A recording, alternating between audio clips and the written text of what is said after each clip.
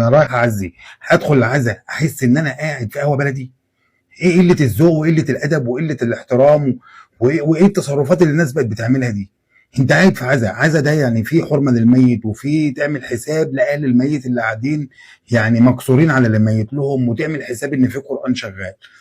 قاعد يا بتدعي للميت يا بتترحم عليه، انما تقعد كل اتنين ماسكين ودن بعض وقاعدين هري والصوت بيعلى ومغطي على صوت الشيخ.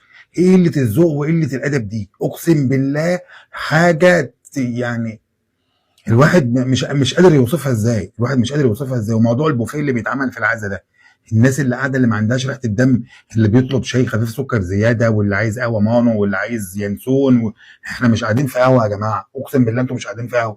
عيب، انت لو هتروح تعزي حد وهتقعد وهتعمل يعني تتعامل بالطريقه البشعه دي، ما تروحش تعزي بناقص من العزا بتاعك ده. وبعدين انا لا يعني انا بلوم كمان على اصحاب العزا. انت لما تلاقي حد مجموعه قاعدين وصوتهم بيعلى وبيتكلموا في مواضيع وفاتحين حوارات والكلام ده، احرجهم، احرجهم ومش قول له ما تجيش ومش عايزين العزا بتاعك، بناقص من وجودك في وسطنا. انت رايح تعزي الناس ولا رايح تقضي وقتك كانك قاعد في النادي ولا قاعد في قهوه؟ ولا ايه قله الادب وقله الذوق دي؟ يا ريت لو في شيخ محترم ولا في حد بيفهم في الدين يقول لنا او يرد على كلامي ده ويقول انا يعني احنا ازاي وصلنا لكده، وده ينفع ولا ما ينفعش؟